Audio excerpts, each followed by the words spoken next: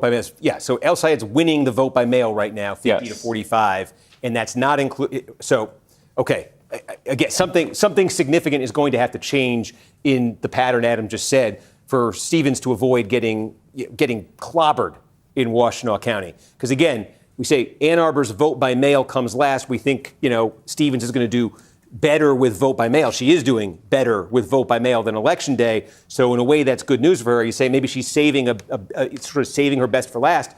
But even in the vote by mail that's been counted so far, she's a couple points behind El Sayed. And I would think, this is me guessing, we'll see, when you get to Washtenaw, a place like Ann Arbor, such a liberal town, that even the vote by mail there, it may be more friendly to Stevens than the Election Day vote, but that doesn't mean she's winning it. She may just be losing it by a lesser margin than she's losing the Election Day vote. This is if you're Stevens, the early discouraging signs are adding up. We have some Election Day vote in Livingston as well, right there in the Detroit area. Yep. Now you think this is, wow. You think this is Election Day? This is a mix, but this is primarily Election Day, yes. Okay, so with the caveat that there's a vote, and if you can, whatever vote by mail we have, if you're able to calculate that, with the caveat that we think this is the most friendly type of vote for El Sayed, he's 26 points ahead with a little bit more than a quarter of the vote counted in Livingston. Livingston is sort of the big, fast-growing, ex-urban county there. You got Detroit, you got Oakland, you got Macomb, and then a little bit further out, you got fast-growing Livingston County. That's sort of where you are. Sayed leading this by 26 points. To give you, again, the benchmarks we've kind of been using are three establishment Democrats in Democratic primaries here. How does this compare? Okay, Hillary Clinton, she got 38% here in 2016, okay? Steve, we have our first result in Missouri 1 as well. Okay, we'll go right over to that. I just want to put these benchmarks up because 38% was Clinton. She got clobbered here by Bernie Sanders. Biden did much better. He won it. He got 52%. Whitmer, remember, this is in that area where Whitmer really overperformed. She got 61%. So we knew that the Stevens number was coming down from 61. Clinton was really low there at 38. So look, if you're Stevens, I think you're looking at this number and you're saying, okay, Clinton was competitive statewide, getting 38 in this county. This is primarily Election Day vote. That should be more friendly for Sayed. Is there vote by mail that's going to boost this number and put it somewhere between the 38 and 52? That's where Stevens would want to land here. So put a pin in this one here. If you're El Sayed, that's a good start for you. But you can see a scenario here where Stevens could get into a range here that's a little bit more comfortable for her. That's Livingston right now. Adam says we've got a little bit of Missouri 1. Let's go and take a look here. Okay, now the key. The district here is split sort of in half. All right, this is the city of St. Louis on this side. This is the inner suburbs of St. Louis County on this side. That's where we're getting the vote from. Bell here, and what you're seeing, 30%, that is their early vote. That's being released in one batch. So we said two things coming into this, that we expected that Bell was going to do better, much better in St. Louis County, and he was going to do much better with the early vote. So this is as good as it can get for Bell, just in terms of the type of vote we're talking about. We're talking about early vote in St. Louis County, but we're talking about nearly a 60-point margin over Cori Bush. That is significantly better than Bell was able to get out of the St. Louis County port. He won this narrowly by a couple points over Bush in 2024. That is significantly better than what he was able to win the county by in the primary in 2024. So that is initially, and what that basically takes us to, 30% of the vote, that's the early vote from St. Louis County, gets us to about a sixth of the vote in now district-wide. That's an awfully good start if you're Wesley Bell. That's an awfully good start. Now, obviously, it raises the question, since we know there is a county-city divide in these results, and Bush did much better on the city side. Looks, at least from this vantage point, well, it looks like Bell might be doing significantly better in St. Louis County than he did last time against Bush. Can Bush do significantly better in the city of St. Louis than she did last time against Bell? Also, again, we want to start to see what the Election Day vote looks like, because there have been some wild differences between how the early in the election day vote looks in these Democratic primaries with these candidates on the left. So is the remaining vote, does it really change dramatically there to bring that county? So anyway, if you're Bell, obviously that's about as much as you could expect to get out of that first batch there. But those are the questions that remain after seeing that first batch there in the first district of Missouri. So, Adam, thank you for keeping me honest. If we get more there, we'll go right back to it. We're not going to miss it. Before going to Michigan, I will just check in here on the Republican gubernatorial primary in Kansas. Masterson continuing to lead there. In the Democratic primary, continues to be an extremely close race right here. Ethan Corson, less than 1,000 votes behind Cindy Holscher. We've got this is where Kansas City, the city of Kansas City, Kansas is, the place where the Chiefs are going to be playing starting in 2030. Corson is leading there. He is leading narrowly, to put it mildly, in Johnson County. Leavenworth, that's small. But again, it does just catch my eye that when you're getting out to the bigger population places outside of the immediate Kansas City area, even you're getting to Lawrence, the college town here, Holscher is leading there. But again, this is statewide. This is 921 votes. We got Michigan. Yeah, we have more vote out of Washtenaw. I think we have about three-quarters of the election day vote coming in now. Okay. Oh, wow. Okay. So this, when we last checked in, this was sitting a little bit north of this. So what did the most recent vote look like? So the most recent batch, like I said, I think it was mostly election day. I'm just loading it up right now. El Sayed wins it 66 to 31, basically. Okay, it was all election day vote. Primarily. There was some other mix in there. But I remember earlier I mentioned some of those counties or some of those precincts in Ann Arbor and Ypsilanti that had zeros. Those now have numbers. So we're just filling in. We're getting election day vote from Ann Arbor in here. Yes. And how much actual just mail do we have? Our current estimate for just mail, let me take a look. And what this means statewide, I'll show folks, adding that big batch. We just doubled the vote in Washtenaw County. It takes us to 5% statewide. Again, what's driving this is what you're looking at right there. We got some Saginaw. Okay, it's only a couple hundred votes here. It's not big enough. This is when you get sort of a scattering. So that is, let's not lose sight of Saginaw because that becomes significant as we get more right there. But let's go back to Washington. 16% of our estimated mail vote. 16% of the vote by mail, and what share of the election day vote estimated is in? 77%. Okay, so the one thing you would say is the by vote type here, what's counted so far is much more from the Al Sayed side, favorable type of vote, than it is from the Stevens type of vote. So, she was running at about 28% when we got that first batch in.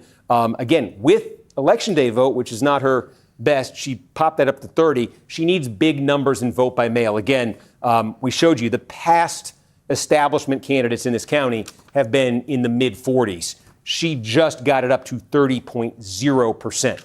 There is a fair amount of vote by mail to come right there, and I think that's the big question, Adam. It's really not just more vote in Washtenaw, but when we get vote by mail, if that number, if it's coming in at some kind of a rate that's going to move that needle for Stevenson. That's Washtenaw. We did get another report out of Eaton. We're now half in Eaton overall. Okay, and now now Stevens has moved up a bit here. Did we just get some vote by mail? Yeah, she won this most recent batch. I'm trying to take a look. Let's see what we can see. It looks like, yes, this was mostly mail. Okay. So with half the vote in Eaton County, we can go deep here because we don't have a ton. Let me ask it this way. Of the expected vote by mail, how much has been counted in Eaton?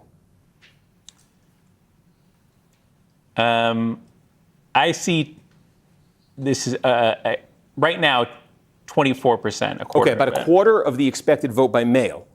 And of the election day vote, how much? 89% is what I have in my So this is interesting. Okay, so this is heavily skewed towards Al Sayed friendly vote. I don't know if you have the number in front of you, but the vote by mail was running Stevens plus 5.5 before. Have we got any more that's changed that? In specifically in Eaton? Yeah. Yeah, it's 50. 934 in the mail vote. She's now winning it by 25 points. Yes. So we got a significant new amount of vote by mail.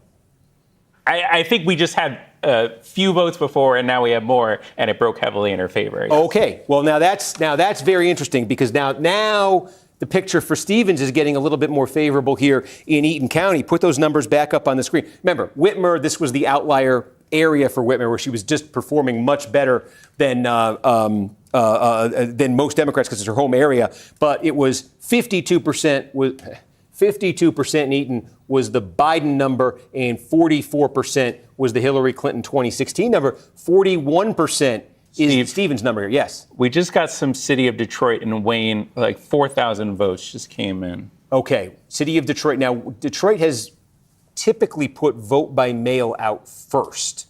Yeah, let me see what's tabulated here in the system. Okay, while you're doing that, let me set the scene in Wayne, because I said there was one place on the map that stood out as where Stevens might be able to improve dramatically over Whitmer, and it is right here in Wayne County. In the 2018 gubernatorial primary, in the 2018 gubernatorial primary, Whitmer got 44% of the vote in Wayne County. Okay, that was considerably lower than how Hillary Clinton did in 2016. Clinton got 60% of the vote. Why did Clinton do so well and Whitmer so?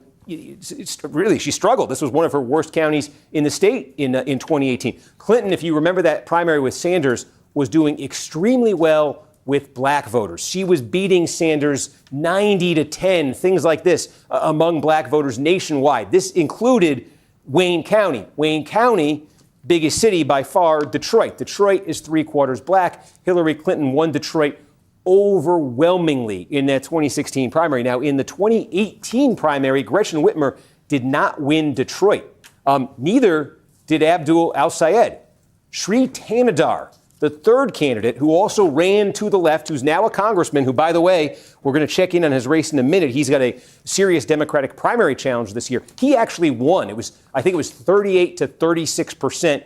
It was Tanadar 38. It was 36 Whitmer, and it was 26% for Al-Sayed. So when I say the opportunity exists for Stevens to improve on the 44% that Whitmer got out of the largest county in Michigan, it's right there. It's in Detroit, because the polls have shown that Stevens has been beating Al-Sayed by a very healthy margin among black voters. And it calls to mind potentially something akin to what you saw in that Clinton race in 2016. And if Stevens is able to win Detroit by a big margin, that number, if you're using that Whitmer number as a baseline, that's a way for her to move it up. That's hugely important for her. Yeah, so I think that vote that came in Detroit was early in-person vote. Okay. And again, this is a couple thousand votes here, so we're still waiting on much more. But it does speak to that being Stevens friendly, at least to have her ahead there early. Again, from Detroit, though. From Detroit. And just a reminder, we're about 10 minutes out from the top of the hour. We'll be rejoining News Now for some hits, and we'll have all of Michigan close excitingly at the top of the hour. Okay, I see we just got a little scatter in Grand Traverse County. This is the one area just to, again, there's not a ton of vote up here. There's very, little vote up here. This is actually one of the more populated areas sort of north there of Saginaw. This is where Traverse City is. Traverse City, Leelanau, Charlevoix, this sort of area up here is different.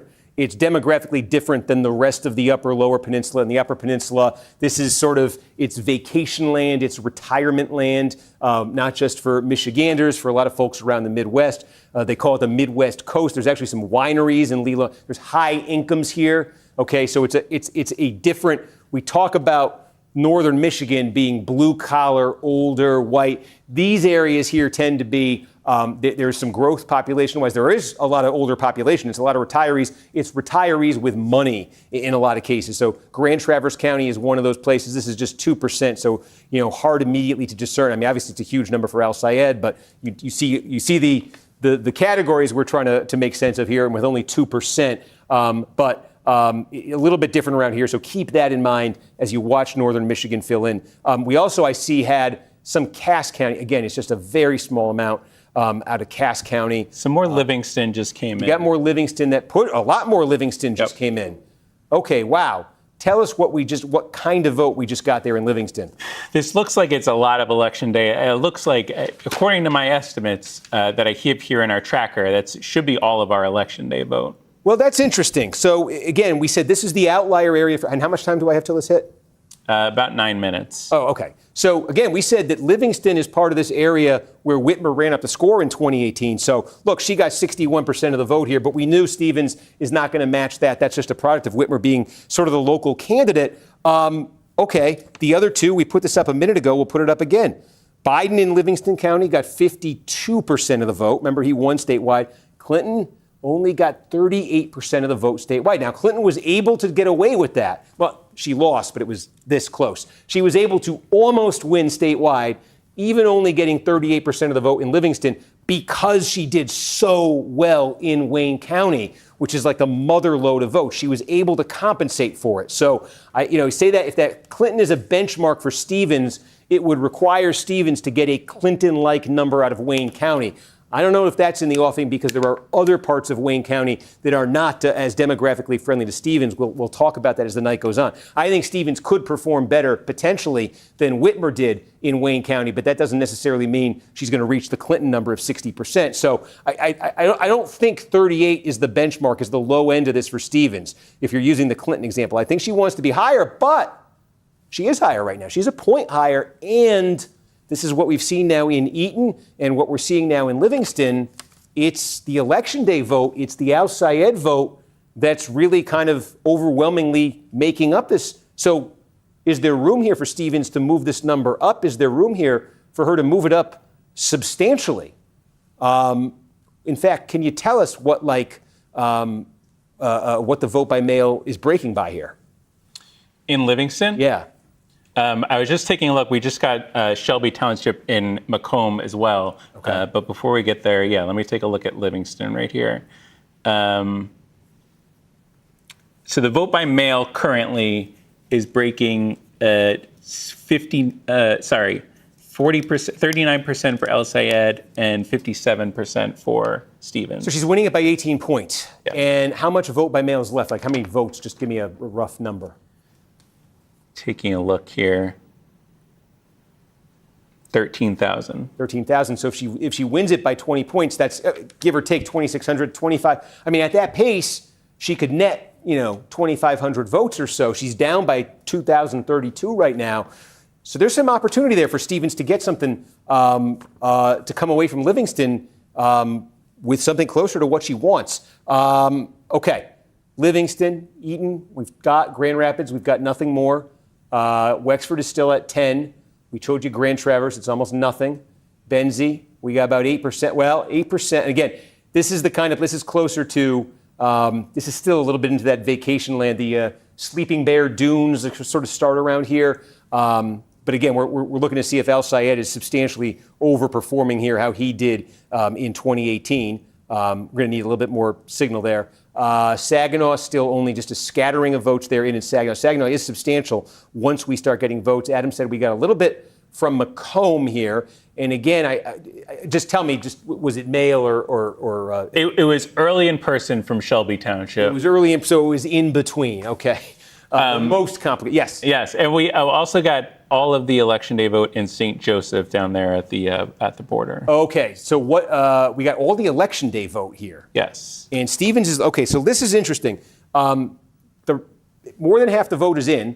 This is the most Al Sayed friendly. Okay, St. Joseph County, to put you in terms of where you are, Kalamazoo, a little bit north there. If you went south. West, you'd be in South Bend, Indiana. You're kind of getting to that part of that's that Dutch Western Michigan right there, kind of getting closer a little bit to the distant Chicago area. So anyway, St. Joseph County, we got our benchmarks. Let me get them here. Okay, so Clinton got 38% of the vote here in 2016, the establishment candidate. Biden got 53% of the vote here in 2020, and Whitmer got 52% of the vote here in 2018. And there's Stevens just getting through the worst batch, we think, the worst type of vote that she's got to deal with, the election day vote, and she's sitting at 48%, already 10 points north of Clinton in 2016. Again, that Clinton model in 2016 really leaned on running up the number in Wayne County. That's why she could almost get away with numbers that low in places like this. So Stevens is well ahead of that.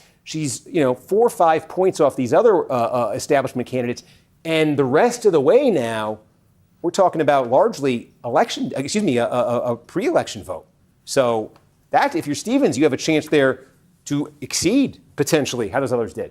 And not to lose it before we get to the top of the hour here, that most recent update in Wayne County got us our first results out of Michigan 13 as well. Yeah, let's if you want to check in on that House race. Yeah, this is in Detroit right here, Wayne County. So the dynamic here, we told you Sri Tanadar ran for governor in 2018, ran as a very progressive candidate, came in third in that primary with Whitner and Al-Sayed. He got elected. He later got elected to Congress. He affiliated with the Democratic Socialists of America, and then he left the Democratic Socialists of America. This was in response to the reaction he said he saw from the left, from the DSA to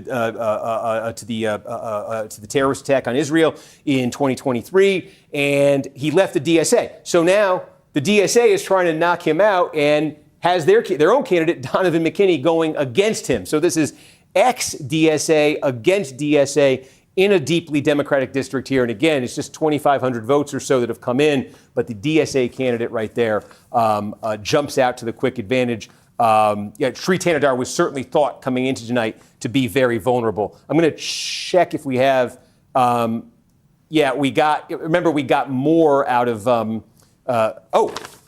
we didn't check in here since we got Livingston. So this is that race again. The candidate of the left, William Lawrence, the two sort of establishment candidates who we think are kind of 2-minute warning to the hit. I just heard in my ear. So we've got almost half the vote in Livingston. Remember, this is, Adam has told us, this is largely election day vote. So this might be about the high water mark for Lawrence here in the Livingston County portion. This might be about the high water mark for Lawrence in the Eaton County portion. That's the good news if you're one of Lawrence's opponents. The bad news is you see in both places how split that vote is between them.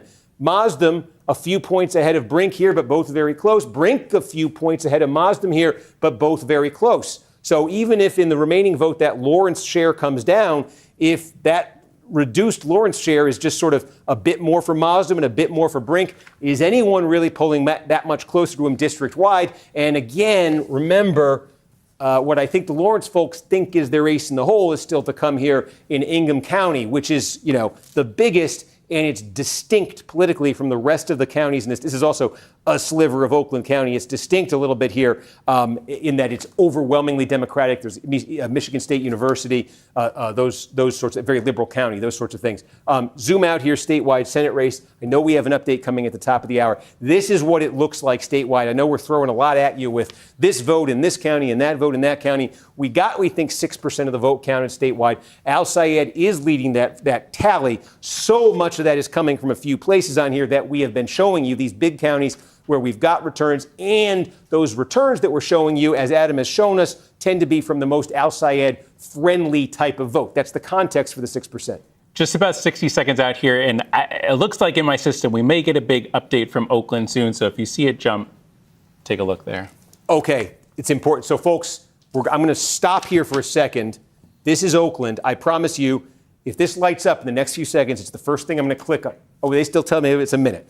We still got a minute. So You may get it before they get it on News Now. Let's all sit and watch. We think would be to vote by mail from Oakland, right? That's how.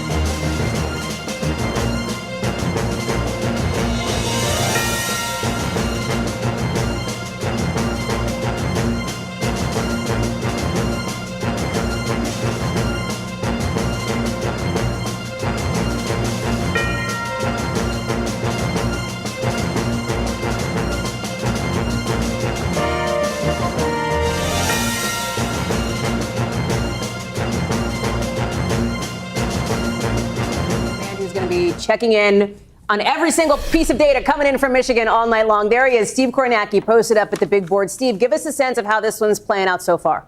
Yeah, I mean, a big thing just happened literally in the last 30 seconds, so why don't we start right there? This is the statewide tally. We think 16% of the vote is now counted. That was at 6% until about 30 seconds ago when this happened. Holy cow. Oakland County, this is the second biggest county in the state, like 16% of all the vote in the primaries coming out of here. And we just got more than half the vote from Oakland County in one fell swoop. And you can see here that Haley Stevens is leading that over Abdul El-Sayed by 2 points. Now, the important context for this is a lot of this we think is vote by mail. That's typically what has come first in Oakland County. Now, this is going to be a little weedsy here, but this is important because it's the trend that's been revealing itself as these results have been coming in tonight and in these past primaries that we've been seeing. The vote by mail tends to be older. It tends to be older voters, tends to be more establishment friendly. It tends to be more favorable to a candidate like Stevens. That is what we're seeing in other counties around the state tonight. She does her best with the vote by mail. And so she does have the advantage over Al-Sayed with this big batch that just came in. But I would say it's only a 2-point advantage with what we think is sort of the best type of vote for her. What other type of vote is there? Well, election day vote, folks who went to the polls and voted in person today. And what we've been seeing throughout the rest of Michigan tonight and what we've been seeing across this primary season is that election day vote tends to be younger voters, more progressive voters. The fuel for these sort of left-wing candidacies that have won in these Democratic primaries has come in that election day vote, meaning that's the vote. We've seen it across Michigan so far that's more friendly to Al-Sayed. And so Stevens, this is a county. This isn't just any county. There's 83 on the map. This is one of paramount importance to her. She has to win Oakland County tonight. She has to win it by, I'd say, a substantial margin. She leads by 2 points with 60% of the vote in. But if that remaining vote that's going to be coming in here is the election day vote that's as pro Al-Sayed as we've been seeing elsewhere, the opportunity for him to pass her here and for her not to get that kind of number she needs out of Oakland, I think is very real, because I think that's really been the story that we've seen. As I zoom back out here and look at the statewide total, 17% right now, Al-Sayed with that 8-point advantage. He has been absolutely cleaning up with the election day vote. Stevens has been holding her own with the vote by mail. Some of these big counties that have reported, a place like this right here, decent size, Eaton County, decent size, Livingston County, exurbs of Detroit right here. We do think the Stevens number might improve as that absentee vote comes in, that vote by mail comes in right now. And I just see some more sagging. I thought there might be a little bit more there. I apologize for that. But the bottom line is that Oakland number, well, it is higher for Stevens than it is for Al-Sayed. Is it as high as Stevens wants it to be? Right. Yeah. So Steve, and I've been talking to folks with the Al-Sayed campaign. To your point, they have been laser focused on this same day vote, specifically looking at younger voters, African-American voters. So take us inside some of the counties where those votes are reflected. Wayne County, I know, slow to vote. We're probably not going to get that for a little while. But what are you seeing so far? Any indication about those two constituencies? Well, yeah, Wayne County, where we have very little. There's a little bit here from the city of Detroit that's come in right now. That's the one hope, I think, for Stevens in Wayne County, where we have seen in polls that she's been doing better than Al-Sayed with black voters. The city of Detroit is 75% black. It is in Wayne County. It's not all of Wayne County. There are other parts of Wayne County that I think are very fertile ground for Al-Sayed. But the opportunity there for Stevens, if she really is getting a big number among black voters, you would really see that in Detroit, and that could help her there in Wayne County. But you ask, too, about younger voters, and take a look next door in Washtenaw County. This is Ann Arbor. This is the University of Michigan. I keep saying the University of Michigan. This is also Eastern Michigan University. I don't want to leave them out. But Al-Sayed here, look at this, up nearly 40 points in Washtenaw County. And I think this one's significant. This is a big piece of the puzzle, too. It's a little bit more than 5% of all the votes cast statewide are going to come out of Washtenaw County. And this is the kind of place where if you're Stevens, I think you knew going into the night you were not going to win Washtenaw County because of what we're talking about, college, young, all of that sort of thing. But you want to hold your own. You need to tread water. You need to be running at like 45%, 44%. Other candidates who are sort of like establishment candidates in Democratic primaries in Michigan who've been successful That's what they've done in Washtenaw County. She's barely breaking 30% right there. And there's still a lot there left in Washtenaw County that could be very friendly to Al Sayed. So that's, between what we just showed you in Oakland County and what you're seeing there in Washtenaw County. We haven't really even touched Wayne yet because we don't have much. But those numbers, if you're Stevens, I think in both places, you might be looking for a bigger number than you're seeing right now. Yeah. All right, Steve, do not go far. We're, of course, going to come back to you every few minutes throughout the night. Every minute. Yeah, Steve, thank you so much for starting.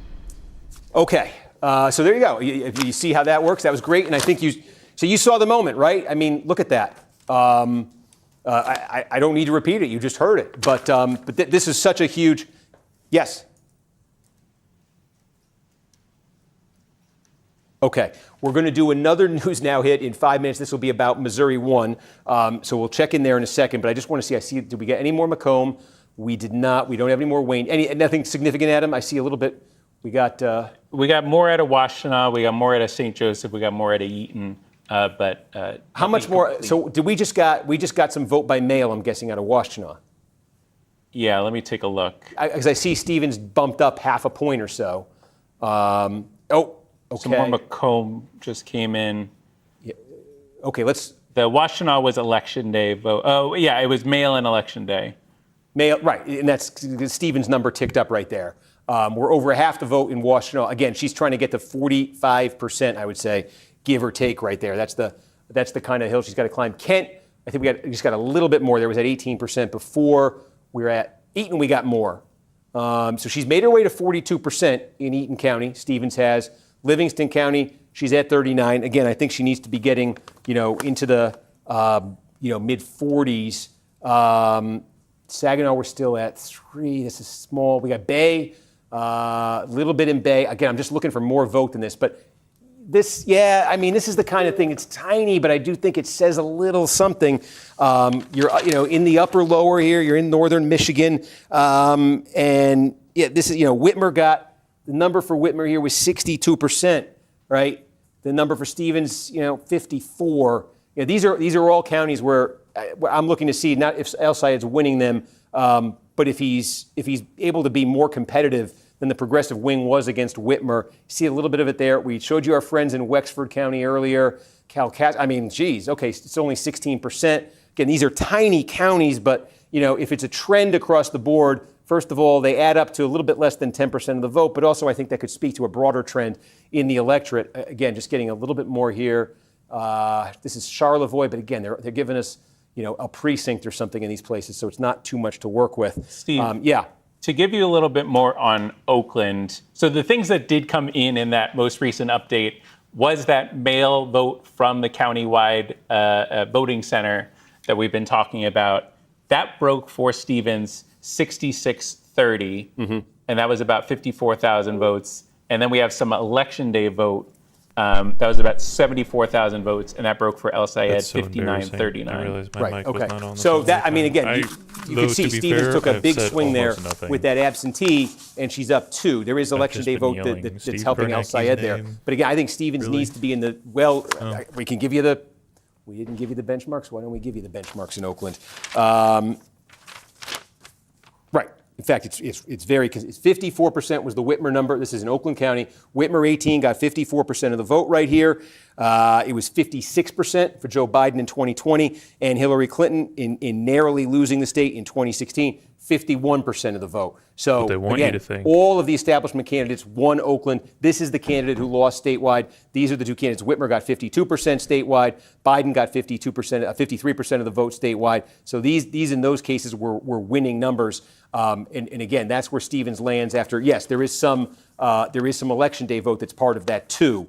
But what that equals out to, 17% of the vote. How much time till this hit? Okay, 2 minutes till Missouri 1. Let me check in there. So bear with me. And Adam, shout if there's something major that happens. So, okay. Oh, wow. Well, we missed this one, folks. Sorry. What happened? We said, could Cori Bush counter in St. Louis City what Wesley Bell got out of St. Louis County, which was about as good as he get out of St. Louis County? The short answer is she didn't. She's losing by 26 points in St. Louis City. So now we've seen it across the dividing line, and we have called this race. NBC News has declared that Wesley Bell, freshman Democrat from Missouri's 1st Congressional District, has won renomination. He has defeated former Congresswoman Cori Bush, who sought a rematch after losing her seat to Bell in 2024. This one's decisive. Boring. This one's decisive. Again, what you're looking at is early vote in both these places. The election day vote may make this closer for Bush. Not that it's bad. But you've seen it now replicated across this divide here between the city and the county loomed very large in 2024. But in both places, again, we knew Bell would do well there. He's even up 26 in the early vote there. So that adds up to our decision desk being comfortable to call that race. So that's an incumbent who is not going to lose, and that is we've had this trend. I tried to fix my mic a little bit. I noticed it was like these just left-wing sort of insurgencies, winning. Here's one where that's not going to happen. Hopefully, it's better now. Now we got 3 minutes still, so we can go back to Michigan right here. Let's just unless there's something big in the statewide, I want to go through the congressional races so we're not missing these. We told you about the 13th district. This is McKinney, Tanadar. This is DSA versus ex-DSA. The 7th district here. Again, we've got a little bit more vote coming in. That Oakland vote also affected here. This is a slice of Oakland County, southwest Oakland County.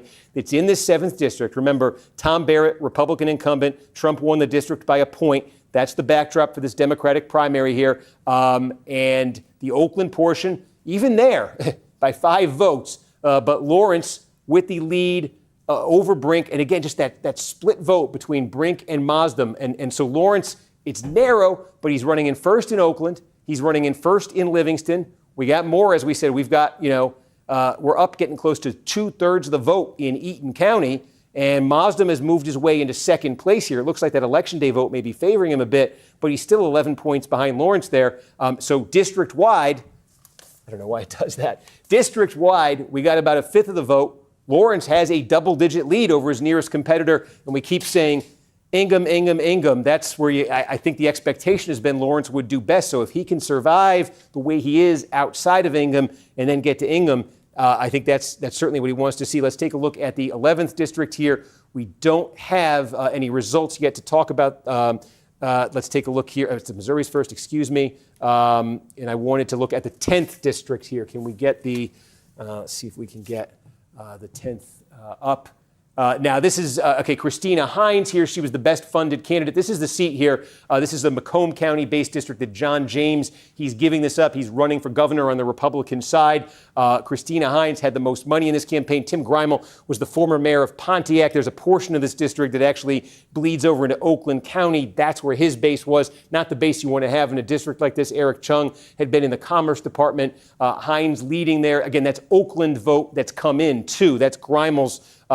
We've got some Macomb, too, but you've got some Oakland vote as well. That's Greimel's base, Oakland County. Republican side here, no surprise. I don't see a check mark yet. That might be coming soon. Michael Bouchard, this is the Trump-endorsed candidate. He's winning this thing. He's leading this thing easily right now. Again, this is a Republican district. Trump had won this by 6 points in 2024. He won it by 1 in 2020. It's represented by John James right now, who is giving up the seat to run for governor. Let's see how James is doing in this race. Remember, James here endorsed by Trump. He's run twice statewide as the Republican nominee to Senate elections. He lost both of them. This is his third statewide campaign.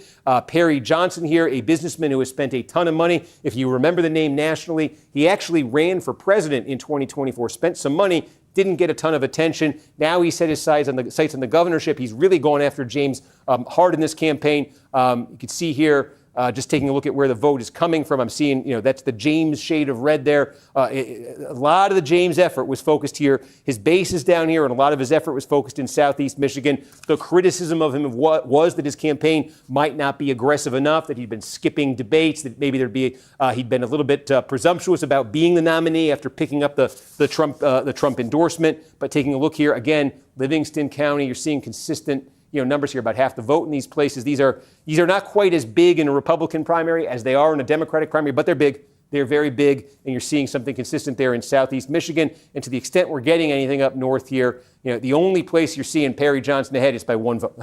There it is. The only county where Perry Johnson's leading, he's leading by 1 vote right now. So that's what it looks like. How much time we got on this?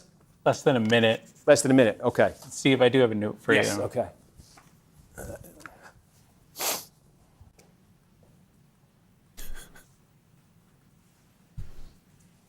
Share with the class, Steve.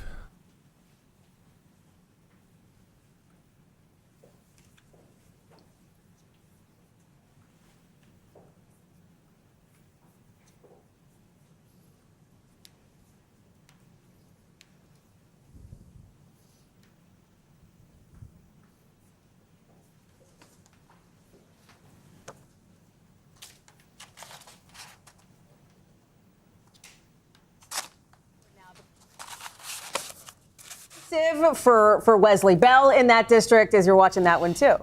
Yeah, I mean, it's interesting because I remember being here 2 years ago in really, this primary when Bell went after Bush. That was a very close race here. Bush, obviously, her affiliation with the squad, she'd been a national figure. And the story of that race 2 years ago is this district is split between St. Louis, the city of St. Louis, and then right over here. Bell in that district as you're. What the fuck?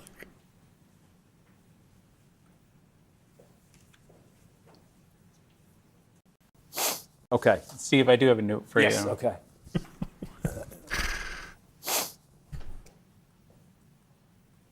Okay, the note, all right.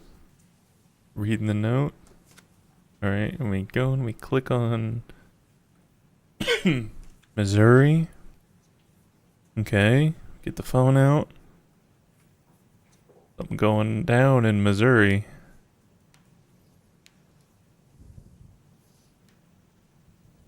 What's going on in Missouri that Steve needs to be texting about? Puts the note down, grabs his phone again, grabs a different piece of paper. For Wesley Bell in that district as you're watching that one too. Yeah, I mean, it's interesting because That was very weird. Certainly, the establishment candidate here, based on his endorsements, his backing in this campaign, securing a seat. Question tonight, Steve. Would we see a sweep for progressive candidates? Would there be a patchwork? This is certainly a loss for progressives, for Senator Bernie Sanders, who endorsed her. And of course, the big race, the big marquee race that we are watching, the Michigan Senate race. Yeah. Bring us up to speed there. What's the very latest you're seeing? Yeah, let's take a look back up in Michigan. And I'm going to just have to go to a house race. Okay, so again, about 20% of the vote here is in statewide. This looks about what it looked like the last time we checked in terms of the margin there for Al Sayed over Stevens. I think there's a lot here. I'll zoom in on Wayne County. So Wayne County, where Detroit is, you'll hear me say this a lot tonight. A fifth of the vote statewide is coming out of Wayne. We only have 2% of the vote right now, so there's not much to be read into that. What there is from Detroit, largely from Detroit, what you're looking at right now. But Wayne, keep in mind, is not just Detroit, okay? There are inner suburbs in here. There's also, this is where Dearborn is. Dearborn is the first majority Arab American city in the United States. There's 110,000 residents in Dearborn. Abdul Sayed ran for governor in 2018. He won Dearborn big. Dearborn Heights, very similar demographically. That's in here. Hamtramck, that's a majority Muslim city. That's a place where Al Sayed did very well in 2018. They are all also in Wayne County. There's also a lot of other places in here, too. So there's a diversity in here. In some of those cities, I expect Al Sayed to do very well tonight. But the opportunity, and this may take a while for us to see, and we'll see how it shakes out in other places around the state if it comes to it. But the opportunity for Stevens, we're saying, is in the city of Detroit because the polling has been indicating that black support is very strong for her. And we said Detroit is 3/4 black. And this is an opportunity. If she can run up the score in Detroit among black voters,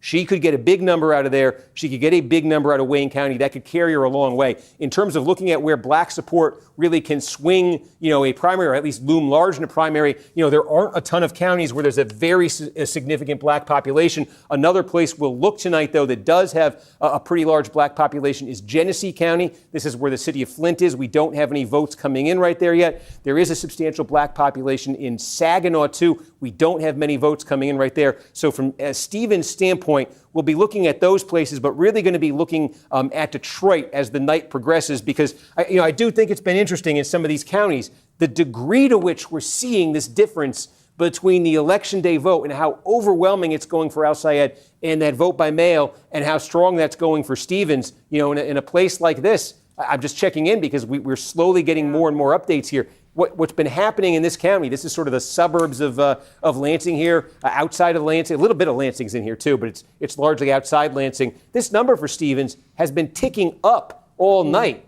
because basically what happened was they counted the election day vote. Al Sayed got a huge number on here. Now, as the vote by mail has been coming in, as this percent in has been ticking up, so has Stevens' number. And so what we were looking at the start of the night here were numbers for Stevens that were like, whoa, these are, I don't see how she can win with these numbers. But if this number can continue to tick up for her, that could get interesting out of a place like Eaton County. Also, same thing here. The same thing has been happening in Livingston County. This is the fastest growing, one of the fastest growing counties in Michigan. It's big. There's like 200,000 people here. This is like the exurbs of Detroit right here. Okay. It's very high income too. We expected Stevens, to have maybe an opportunity here to do well. Well, she looked like she was getting clobbered early because we got the election day vote was counted right away. Al Sayed went way ahead, but as the vote by mail has been coming in, getting more vote in, and that Stevens number has been ticking up more and more, where it's not looking as much for her like the disaster it initially did. And so to the extent that can continue in places like that, and another place we're looking here is around Grand Rapids, I say Saginaw, to the extent that can continue, that's a huge question. It heightens the stakes for what I just outlined in Detroit. Okay, Steve Kornacki, we will check back in with you in just a few minutes in that hotly contested race. What's so interesting here, too? Okay, and I just need to reply. You're getting a little bit behind the scenes. I just need to reply to a message here, so bear with me. I'm watching the all Kornacki all the time stream. And of course, so that's you know why what I we're did? checking in I mashed with my fingers together. And I put out I typed a word that doesn't exist. Okay, there it is. Right. So we're like checking in, but then we're getting sort of the in-between moments because we're doing that. 100% Kornacki. No, nothing all super Kornacki significant. all the time. I see. Oh, this would be if we got more. Ottawa County, where Holland is, Western Michigan, it's only 2%, so we'll hold off on that. Sorry, you were saying? Yeah, I'm just trying to go through these Oakland County results right now and pull out. We are getting our first look at some of the precinct results, so I'm trying to take a look into those right now, and I'll get back to you. Okay. Let me just check in on Kansas for a second, and then we're going to take a tour back around Michigan here. But I want to update you on this. In the Republican primary for governor of Kansas, the Trump-endorsed candidate, Ty Masterson, you saw him leading in those first votes that came in real fast there. We've now called it. NBC News' decision desk has declared that Ty Masterson will be the Republican nominee for governor of Kansas. Again, with that Trump endorsement. Let me see those mail-in votes. Had this primary season, not necessarily what's going on with them mail-in votes. We are not yet calling what you're looking at right here on the Democratic side. Cindy Holscher, I think the last time we checked in, this was about a 1,000 vote gap. It's moved up to about we got about half the vote. She's leading by about 3.5 points right now over Ethan Corson. Again, both candidates right here from Johnson County, where we still got 2/3 of the vote in. What's changed, I can see, is they've played leapfrog here. Holscher has taken the lead in Johnson County, not much, but she was trailing Corson there the last time we checked in. Corson continues to lead in Kansas City, Shawnee County, where Topeka is. Holscher with a solid margin right there. Wichita, Holscher with an advantage there. Next door, Butler, this is smaller. We had a quarter of the vote. Holscher leading there. And again, the candidate, the outgoing Democratic governor, backing Corson in this race. You see, the Trump endorsement has carried the Republican candidate. We'll see on the Democratic side if the leader of the Kansas State Democratic Party is able to get her candidate over the finish line right there, but right now trailing by about 3,600 votes to Holscher. I want to go back, though. I know folks are here. I want to make sure you see this, but I know you're really interested in Michigan. We're all interested in Michigan. We're still sitting at 18%. Nothing substantial has happened. That's nothing. Every time I see these small rural counties, I want to check just in case we showed you Iosco earlier. Okay, so we got half the vote in Alcona County. I keep wondering, not that Alcona is a particularly significant county with about 1,000 votes coming out of it, but we're trying to see if Al Sayed is running better in these areas with older white voters than we've seen, than the progressive candidates did, like against Whitmer in 2018. So looking at Alcona County here, what our benchmarks would be, Whitmer got 68% of the vote here in 20. Al Sayed, this is one of his worst counties in the state in 2018. He got 13% of the vote here in that gubernatorial primary in 2018. Biden got 63% of the vote here. Clinton got 49. Clinton actually lost it to Sanders. That's interesting. It's a point to note here, because you say Sanders won this state in 2016. Is what Sanders did in 2016 what Al Sayed, is that the roadmap for Al Sayed? I think one of the things that got revealed between, this being the number for Clinton and this being the number for Biden in 2020, was that Clinton had some particular struggles with older blue-collar white voters. And so these areas in Michigan in the primary were a total disaster for her. It might have said less about Sanders and his appeal than it did about the issues between Clinton and that demographic. And that got reinforced in Michigan in November of 2016, when that was a big reason why Clinton, in a shock to everybody, lost Michigan in the general election. First time a Democrat lost in 28 years. So I read that Clinton number not as necessarily a sign that Sanders had strength that would be transferable to another progressive candidate in these places, because you see, 4 years later, Sanders run and he got clobbered in places like this by Biden. So Whitmer got 68, Biden got 63. I think these might be the two most relevant sort of establishment numbers here in a county like this. And here's Stevens running at 49%. Now, I think we've been seeing that might be election day vote that got put out there first. And if it is, Stevens has a chance maybe to move that number north. But that's in these small counties. That's the kind of number she wants to be landing at here. Again, these are small. They add up. Everything here adds up to about 8%. But we're trying to detect the pattern. We're trying to get some counties that are close to complete or completed, so we can do that. Yeah. So I was looking a little bit at Oakland County. One of the places that kind of piqued my interest was Southfield City. We have a 65% Black population out there. And so I was just going through some of the precinct results. I saw a lot of the Southfield precincts missing election day vote. So I think I can give you kind of what I have right now as unofficial totals. Well, so how much of Southfield? Yeah, how much vote do you think we have in Southfield? So I right now I see 2,500 votes out of Southfield. Okay. Do we know roughly what we're expecting total? I probably should. I don't have an expected total for Southfield. But the margin right now, I have Stevens 61, El Sayed 36 in Southfield. And so that's interesting, because Southfield, this is in southern Oakland County, in 2018. Stevens right now, we're going municipal level here right now. Again, in the absence of having big numbers in these others, let's zoom in on the big place where we got a ton of votes right here. So this is Southfield in southern Oakland County right here in the 2018 primary. So right now, Stevens is getting 61% of the vote right there. In the 2018 primary, Whitmer, where he's saying maybe that's the benchmark, 61% was Whitmer's number in Southfield. You're saying El Sayed right now is running at 36% in Southfield. What was his number in that 2018 primary? It was 33%. But you're saying this is election day vote. And a ton more just popped in Oakland there. Oh boy, this is a big moment, folks.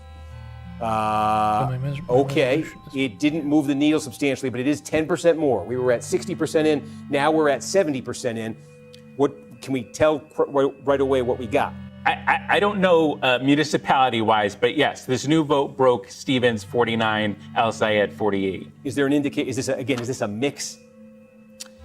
I don't have detailed breakouts for Oakland, but I'll take a look. I know I'm putting you on a spot right there, because it takes a second to make sense of these. So let us know when you do. But that's an important point here, because we talked about this a little bit at the top. Maybe we need to reinforce it right now. Oakland typically has put out a giant batch of vote by mail first thing. And then what's happened is the rest of the night, there've largely been batches that are kind of mixed. They'll mix them in. You'll get some vote by mail. You'll get some election day. You'll get them both at once. You'll get them, in quick succession. So the pattern is very difficult in a county like this. In other places, it's very, think of a state like Florida, a state like Georgia, a state like Kansas, Missouri, if you're watching these, where you get all the early vote reported out at once, and then everything else that comes in the rest of the way is election day vote. There are places in Oakland County where it's like that. There are places in Michigan where it's like that. There are places in Michigan where you get the election day vote, then you get the vote by mail. And there are places where they just kind of, end up, it's almost like staggered.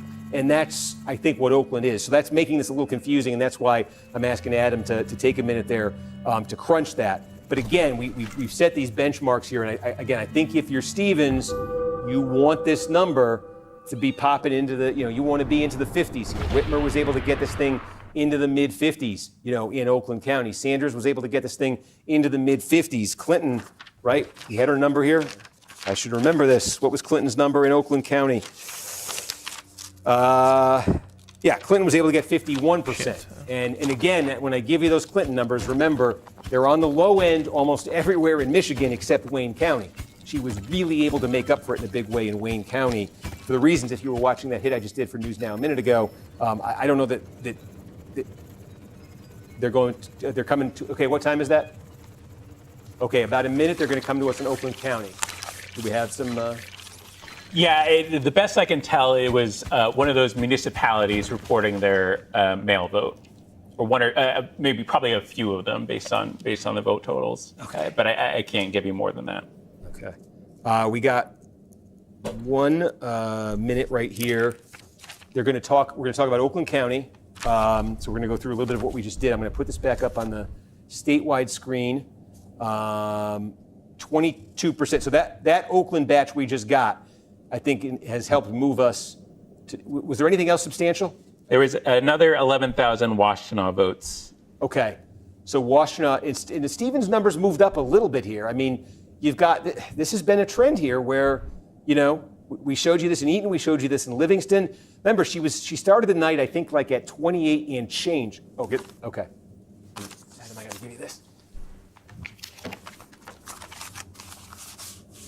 I love the behind the scenes. At the big board. It's So, the Steve, you're best getting part some of new the numbers in story. from Oakland County. What are you seeing? Yeah, so now take a look here. The biggie here, we've got 70% of the vote in. Remember, it was 60% all at once the last time we checked in. We just got another 10%. And the bottom line is it looks like it did before here with Stevens with, a little bit less than a 2-point advantage over Al Sayed. We're trying to figure out, this is what it comes to in Michigan primaries, trying to discern exactly what type of vote you're looking at. We've been talking about that vote by mail being so friendly to Stevens, that election day vote being so friendly to Al Sayed. I think one of the things we're seeing here in Oakland County is a mix of these two types of votes here. So they've each had some favorable batches that have been part of this. And actually, sorry, if you're watching, I want to explain what just happened. This number that was at 70% in just came down to 67%. Why is that? It's because this is an estimate that our decision desk makes of how many votes total are going to be cast. Obviously, we don't know in advance how many people are going to turn out on election day and vote. So our decision desk is making that estimate, and they will adjust it as returns come in. It can be adjusted up or down slightly. And what just happened was it got adjusted down slightly, meaning that our decision desk thinks that there are more votes there will end up being more votes cast in Oakland County than they thought at the start of the night, than they thought going into tonight. That's what that means to knock that down from 70 to 67%. That might mean higher turnout Steve, here on election day. Just because the folks in the peanut gallery have a question for you on this. As you're explaining that, does that mean that turnout is more than was projected? Is that the TLDR on that? Yeah, that's what that could mean, and that's what we're seeking to get clarification on. But that's often what that means. Yes. That's interesting. Okay, that's interesting. That is interesting. So, Steve, just recap big picture. You got Oakland County. Any other counties with any more vote count since we last checked in with you? Yeah, the other big batch we just got was next door in Washtenaw County. It was next door in Washtenaw County. I'm showing you Livingston. We're up to about 2/3 of the vote. Remember, Ann Arbor right here, sort of the liberal heart of Michigan. And Stevens' numbers, we talked about this in other counties. Stevens' numbers have been ticking up in a lot of places where you're getting that vote by mail counted later. She's now running at about 33% right here. I think a benchmark for Stevens, a fair benchmark for her, she wants to be getting this into the 40s. She wants to, she has room here for this number to come up. She's doing okay, better with the vote by mail. But it's got to come up, I think, more for her right here. But we knew going in that Al Sayed, this was going to be one of the best counties, if not the best county in the state for him. It's just that the establishment candidates like Stevens, they typically have been able to, kind of tread water here, not get totally submerged. But that Stevens number was at about 28% when we first got numbers at the start of the night from Washtenaw. It's now worked its way up to about 33%. So again, what that nets out to, 21%. We think a little bit more than a fifth of the vote has been counted statewide, and Al Sayed there with that 7-point advantage. And as I say, the huge, in addition to everything else that's not filled in right here, we have next to nothing out of Wayne. Well, and we're gonna have, buckle in. Ben. Yes. We got a minute before we're gonna get more from them, right? So we're patient. We're patiently waiting for Wayne. Steve Kornacki, appreciate you. Thank you. We're gonna check back in with you in just a second. Yeah, we're also. Okay, thanks. And yes. Oh. Okay, folks, the battery is dying. This is going to take 30 seconds. They're going to take a quick break to fix these batteries. I don't know if you leave the camera on or whatever. So don't go anywhere. It's just, you won't hear me for 30 seconds. So I'm responding to some dumbass in my reply shorts. Fucking Tony. Dumbass. Dumbass bitch.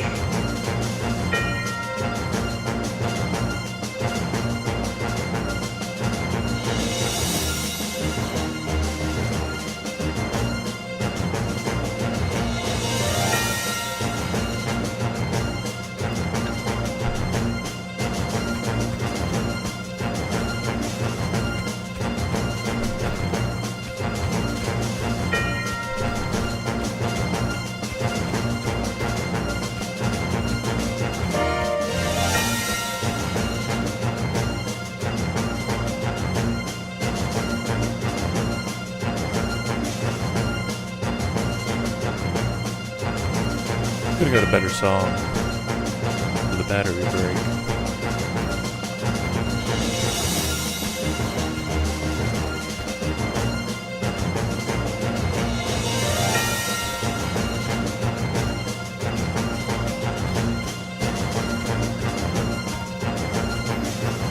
Steve, what does Steve do when there's not an election? What's his day job? Does Steve have a podcast? I would listen to that shit. I don't know if you were watching that, but if you did, I was talking Steve. about. I thought I was back on the air, and I did wasn't. that So, in the you same missed everything I stream, was Steve. saying, and I'm trying to remember now. Remember what I was saying. What I was saying was we feel got your more pain. vote out of. Okay, let me go back and show you where we started. Steve, I got one note from the decision desk here. Yeah. Just some thoughts. They're still waiting for more data in their models right now, but it looks like, as we see in the vote totals, El Sayed has the lead. Can't say more than that until we get some more different places. That's what we're hearing from the decision Yeah, desk. and can you ask the decision desk, adjusting the expected vote, does that indicate higher election day turnout? Because I think that might be where this is coming from. Yep. Okay, so what we just got more, 22% statewide. There you go. We got more out of Macomb County. When Adam finishes trying to get an answer to that, I'm going to ask him a question about Macomb. But again, you're looking at here the two suburban giants, Oakland and Macomb, next door to each other. This is Oakland is sort of the upscale suburban one.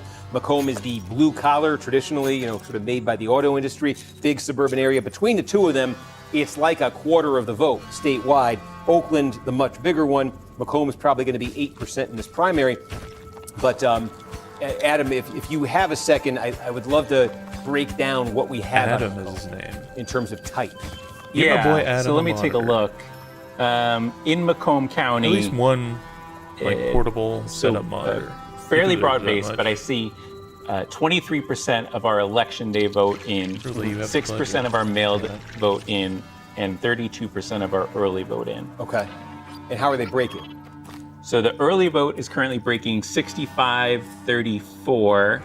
Mail vote for El Sayed, sorry. And that's the smallest of these. Yep. Yep, the mail vote is the smallest of these. Or, yes, I understand. Sorry, I saw what you were saying. The mail vote is currently breaking 65-30, and the election day vote. 30 for Stevens. Yes. Yep. And the election day vote is currently breaking for El Sayed 64-34. 64. So they're basically this is interesting. So El Sayed is winning the election day vote by 30, and you said Stevens is winning the vote by mail by how much? 30. I clicked out of it. I'm sorry. Okay. I think I would love to just kind of. If you had run two through this for a monitors, you second. wouldn't need to be fucking clicking so out the of mail shit. vote, is that what you're asking about? Yes. You'd be able to leave a couple things up. 29. 36. Okay. roughly, how many election day votes do we think are left in Macomb County? 37,000. Okay, and roughly how many vote by mail do we think are left out of Macomb? 59,000. 59,000. Okay, right. So at that rate, and you think we basically have the early vote done? Have about 4,000 remaining early votes. Okay, so at the rate that this is coming in, there's more here for Stevens than there is for Al Sayed, but there needs to be more for Stevens than for Al Sayed. Needs to be much more for Stevens than Al Sayed, because what was Macomb? Let's use our benchmarks that we've been going to all night right here, right? Whitmer got 57% of the vote in Macomb County in 2018. Remember, she got 52% statewide. That was 57% in Macomb County. Biden got 51 here in 2020, running against Sanders. Sanders was strong there. Clinton got 49%, right? So this was the Clinton number, this was the Biden number, this was the Whitmer number, this is the Stevens number right now. So when we say she needs to be getting much better with what's left, so now if we just extrapolated this is very rough math right here, but with 37,000, give or take, election day vote to come, 3774, that would be about 11,100, an additional, that would net Al Sayed an additional 11,100 or so votes. This is small, so we're just extrapolating this. That would give him about a 14,000 vote margin right there. And if Stevens then were to win the remaining, say, 60,000 by 36, 6, 12, 18, 20, yeah, that would put her ahead by about 7,000 or so votes countywide. I wanted to go through that in my head because I know we're only at 14% here. There's still a ton to come in right here, but just wanted to get a ballpark figure of if they're both breaking that way, Stevens could get ahead here. She absolutely has to, I think, get ahead here in a place like Macomb County. Zooming out, again, just with some more trickling in, I think. Still just at 22%. Looking for, I'm just going to quickly go through this. I promise I won't get bogged down. I just want to see if there's anything in these small counties that is like close to complete. Delta, well, okay. Again, Delta's so I wouldn't get bogged down. Now I'm going to get bogged down. Delta, this was actually one of the let's see, 56, 56, 43 are the sort of establishment numbers. But again, if that's same day, that can come back up. Looking for something complete, I won't. Luce County, we're at 3/4 here. Okay, small, but just looking for anything complete. Whitmer this was a 70% Whitmer County.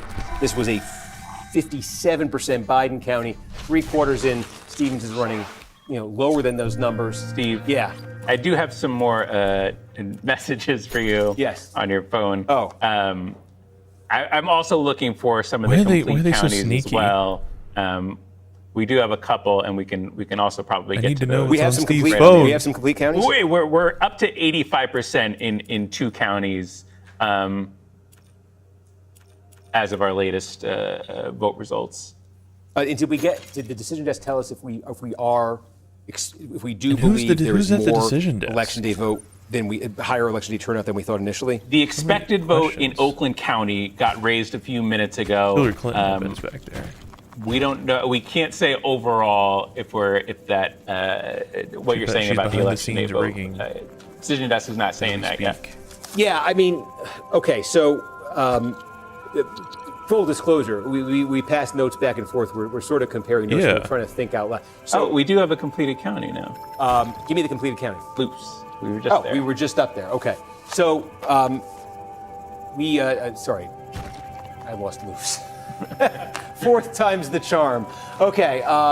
So we got this is tiny, but again, just sort of. I think this is key because we're spending all night saying it's this type, it's that type. If it goes this way, here's a place where all the types are now in. There's no conditionals here with this one. I know it's tiny, but I do want to just start this exercise, and we'll show you this elsewhere because I think, look, Luce County, Upper Peninsula right here, and the Whitmer got 70% of the vote here. Again, establishment benchmarks potentially for Stevens here. Biden got 57, and we think we're done in Luce, and Stevens is going to win it, but she's going to get 49.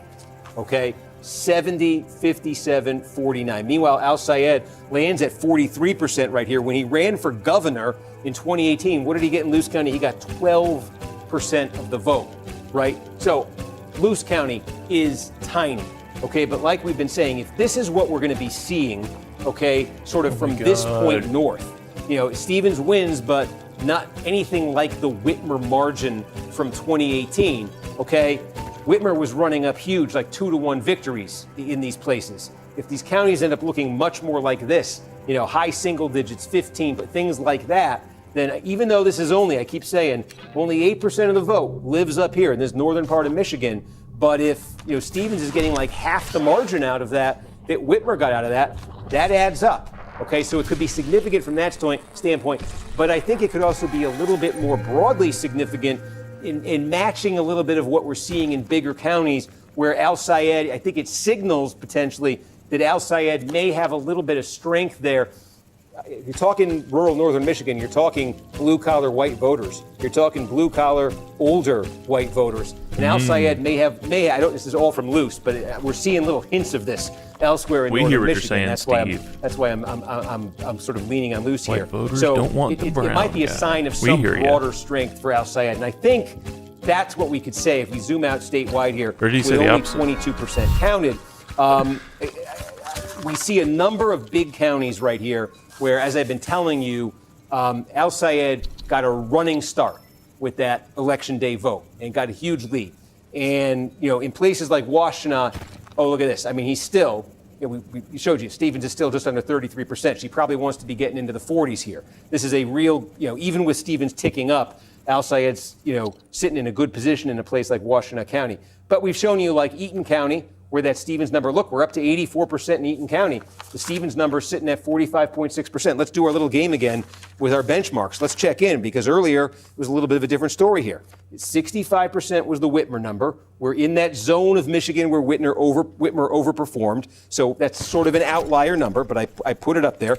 And then you look to the 2020 Sanders number here, it was 52%, okay? A Biden number was 52%, and then the Clinton number was 44%. Now, we said Stevens can't use this as a benchmark because the Clinton got such a huge number out of Wayne to offset numbers like this. So Stevens has to be north of 44, getting closer to this. Well, she is north of 44 now. She's at 46, okay? There is still some vote to come out of Eaton County. So this number can climb farther, okay? I think she wants to be getting this, high 40s across 50, something like that. I think that's what we're seeing in some of these counties. I think we're seeing it in like a place like Livingston County as well, where we now have 71% of the vote. Again, let's just take a look at these benchmarks. These are establishment candidates here. Whitmer, outlier, 61%, Biden, 52, Clinton, 38. The 38 won't work for Stevens as a benchmark because Clinton overperformed so much relative to her, we think, in Wayne. So again, you're looking more, if you're Stevens, at coming closer to the Biden number. Again, she's north of the Clinton number. She still has vote to come here. She could close in on that Biden number conceivably here. Let's see how that continues to go. I'm seeing her get to the edge, maybe the edge of where she needs to be in places like this. I'm not seeing her do that in a big place like Washtenaw. We have very few votes. We just took you through what we got a little bit more now in Macomb since then. We went from 14 to 20%. Seems like it did not get any better for Stevens with what came in, but that might be election day vote that came in right there. We have the possibility that there's been higher turnout on election day than I think maybe was expected. That would benefit Al Sayed. So there's a lot here that if you're Al Sayed, you're looking at and you're very encouraged by. And there's a lot here if you're Stevens and you're looking at and you're saying, well, maybe with a little bit more here and maybe with a little bit more there.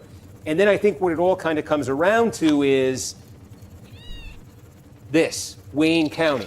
Because the Stevens thing is maybe with a little bit more here, and here. And then even with all of that, what would she need? She would need something big out of Wayne, and that really is something big out of Detroit. And we're sitting at 3% right here. We've told you, I don't mean to, I don't want to send anybody away, but 5 a.m., 3 a.m.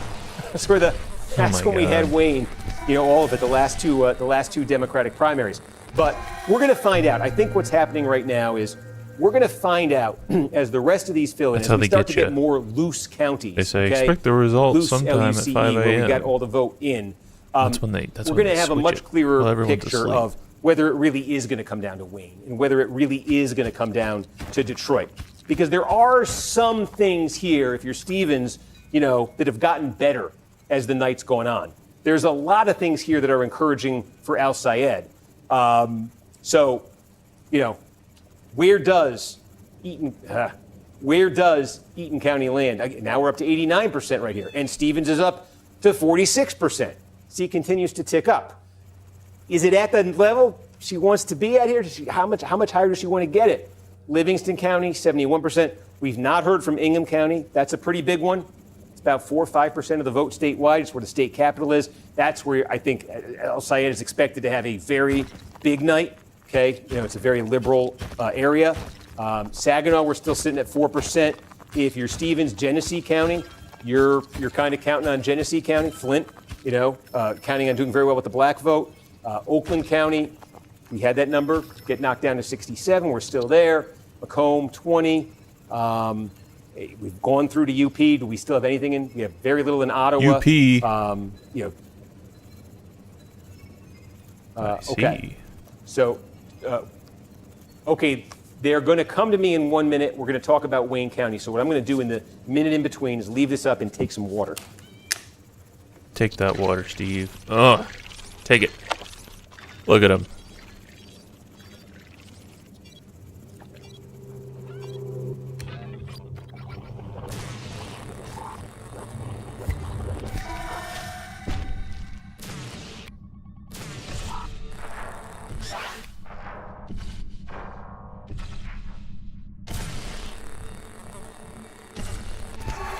Look at him taking that water.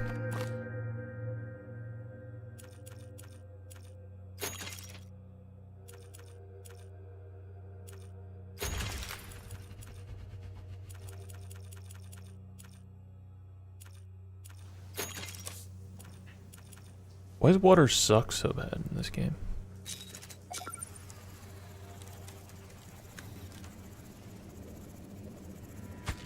Steve, we've been keeping tabs on what you're watching and what you're looking for, and you got a lot of interesting stuff coming out of there in Michigan. Specifically, I'll let you tell us. Well, I'll tell you what we're waiting on, I think, but we got about a quarter of the vote statewide. It's a 6.5-point margin here for Al Sayed over Stevens. We do have, I want to pick up this story. I think we started to tell you a little bit ago, but Eaton County, this is a decent-sized county. It's bedroom communities, sort of suburbs of Lansing here. I think the interesting thing that's been happening is how much closer it's been getting here in Eaton as the night's going on. And it speaks to, don't mean to be a broken record, but that difference between the election day vote that got counted fast and put Al Sayed way ahead, and the vote by mail that's been trickling in, the updates have been trickling in that Stevens' number has gone from a place over the course of the night here in Eaton where you're looking at it initially saying, oh, getting clobbered here, to is she putting herself in a range of where she'd need to be to have a real chance at this statewide? You're seeing that in Eaton. You're seeing that, to the east of Lansing and Livingston, where again, that numbers continue to tick up. I think it's got to tick up more for her, considerably, but there's more vote to come. And it looks like it is that vote by mail, a lot of that vote by mail that's been so friendly to her. And so I think the story that's kind of taking shape here is there's a lot of questions like that on this map. There's a lot of blanks, on this map right now. Okay, like a place like Genesee County. This is a big one. This is where the city of Flint is. This is one of the higher black population counties in Michigan. One of the key ingredients that Stevens is looking for to have a shot tonight is to do extremely well, run up the score with black voters. How does that look? Does that happen? And how does that look in a place like Genesee County? Her formula for victory absolutely depends on it. We got nothing there that we can really show you right now. We don't have much in Saginaw either, where it's a bit of the same story. The counties are, there is a substantial black population there as well. All of these sort of questions that we're seeing here, with the way Stevens has done as these votes have evolved, have raised the question, if she can do this, if she can do that, if she gets a big, all of that is coming around to, if she can answer yes to all those questions, then what she would need on top of everything else out of Wayne County would be big, big numbers. And I think specifically from Detroit, where the population is overwhelmingly black and where we have a very small amount of vote right now. What you're looking at, as a matter of fact, in Wayne, you see 4% in, that's just about, 12,000 votes counted. One thing we just got in Wayne was an update from the city of Dearborn. Dearborn is the first majority Arab American city in the United States. It's a place where Al Sayed won huge in 2018. He lost the primary statewide for governor in 2018 to Gretchen Whitmer, but he won big in Dearborn. And so we just got votes from Dearborn, place where we knew he's going to do really well, and those votes are election day votes. That's the type of vote he's been doing particularly well with. That's not all of this, but that's part of the mix you're looking at here. It's Al Sayed friendly. What we're waiting on is what happens in Detroit, specifically with the black vote in Detroit. Because Stevens, again, you're trying to stitch together through this patchwork of partial returns, blank counties, very, very little that's close to complete right now as a county. You're seeing the hint of something from Stevens, but there's a lot of conditionals in that. And if they all kind of come to fruition for her outside of Wayne, it would come down to Wayne and to Detroit. And again, I say, the fact that we're sitting here at 10 o'clock Eastern and we got 4% in Wayne, this is par for the course for Wayne County. Yeah. But and to that point, Wayne. What I hear you saying is we may be in for a fairly long night, Steve, right? I mean, if that's what it's going to come down to. I'm saying I'm not sure it's coming down to that yet, because she still has a lot of work to do outside of Wayne County. There's been some encouraging numbers here throughout the night. If you're Al Sayed, I'll put this back to the statewide. There have been a lot of encouraging things in these numbers, for Al Sayed. So Stevens has got to establish a bunch of things in places that I was just showing you right there, exactly. To have Steve, it come down to Wayne. Steve, and can you just give us a sense how much of the early vote has been counted yet? Do we have a sense of that? Actually, if you give me a second, Adam, do we cumulatively have how much early? Hey, this is our first appearance by Adam Aboiut, producer extraordinaire. Hey, bud, there he is. We have about 20% of the vote, early in-person vote that's currently expected. The early vote. Yeah. But how about the vote by mail? Oh, the vote by mail, 9%. Okay. Right. So there's still, and that's Stevens' friendly vote, Mm-hmm. Yes. Well, and when I talked to them today, they were feeling very confident about the early vote for all the reasons, Steve, that you're laying out there. We'll come back to early and often, Howie. He's just a fucking nerd. What's so fascinating is... But I love him. I'm into him. Okay. We have a minute. Okay, so we have, top of the hour, we're going to do another, I'm on this one now. Hi, folks. Top of the hour, we're going to do another update for the News Now, folks. I see one, that's the poll close countdown to Washington. We haven't even mentioned Washington yet. In an hour, the polls are going to close there. The vote by mail, this is a state, it's like Colorado, it's like California. It's largely vote by mail. They get a ton of it counted up ahead of time. They just press send, basically, as the polls close or close to it. So between 11 and 11:30, 11:45, a ton of vote to come in Washington. Some congressional primaries there. We'll get to them that are pretty interesting. That's going to happen an hour from now. I'm telling you this now because I'm not sure between now and then how many chances I'll have. So we've got that. They're going to come to me. The clock just disappeared. I'll look at this one. They're going to come to me in a minute. And what I'm going to do is my producer has put another note together. I'm not going to let you see the notes. Maybe at the end of the night, I'll let you see the notes. But he's put another note for me. And while I read the note, I'm going to drink water, except I don't. Is there any more water in here? All right, we can get a little bit more.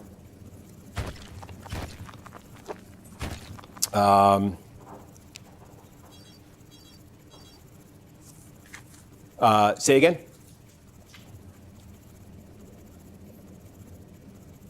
Oh, okay, so we have a few minutes here. Yes. Okay. I'm going to tell him about our note. Is that okay? Sure. All right. The key, this is the thing. It's like Adam is telling me things I'm asking him, and he's looking at things, and I'm looking at things. And I think besides our conversation, we're obviously each thinking in our own heads, what's happening here? Where is this all going? And so that's what the notes are. We're trying to see, are we both, and here's the good news, folks. Maybe it's bad news if we're wrong. We're aligned. So we seem to be seeing the same things here. So that was encouraging to get. So we have a couple minutes until the Yeah, and we checked in on Luce earlier. We have a couple more full or near full counties that we can look at. Let's do that. If you want to do that. Yep. Ionia. Yep. And Alcona. I think we did Ionia. Alcona, didn't Okay. we? Yeah. I may have missed that. I apologize. I barely Just the Water spill. know yet. At the computer, I don't want to get this thing to break. Oh boy, the monitor went off. Sorry. Sorry, I just don't want to. We have to tend to this computer so it doesn't. Catch on fire. Look at that. Is there? Oh, there's tissues here. Oh, my map. No. No. Oh, no. Oh, jeez. This is all the benchmarks. Yes. Okay. Sorry. I'm sorry about this. Okay. Well, that was fun. Ionia, you said? Yes, We're gonna- Ionia. Okay. Ionia. See how much wind that paper? Okay. I All right, barely Ionia know County you. here. It's right around Lansing. Here we go. Okay. We got, basically complete.